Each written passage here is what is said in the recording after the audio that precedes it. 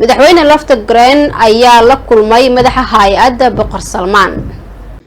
madaxweynaha dowlad goboleedka Koonfur Galbeed Mudane Cabdicasiis Xasan Maxamed Laftagreen ayaa qaabilay wafdi uu ka socday hay'adda Boqor Salmaan uu u hogaaminayay Yuusuf Bakiit Raxma oo ahaa madaxa bariga Afrika ee hay'adda Boqor Salmaan oo maanta Baydhabo gaaray. kulanka ayaa looga hadlay arrimaha saameynta abaaraha iyo sidii gargaar loo gaarsiin lahaa bulshada saameysay abaaraha ee ku nool guud ahaan deegaanada Koonfur Galbeed. bismillaahi raxmaani raxiim.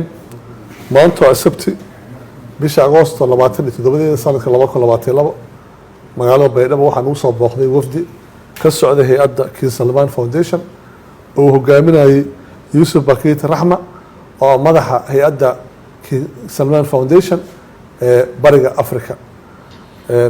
waxay la kulmeen madaxweynaha dowlad goboleedka Koonfur Galbeed Soomaaliya iyo guddiga gurmadka abaaraha ee heer wasiir ee dowlad goboleedka Koonfur Galbeed Soomaaliya.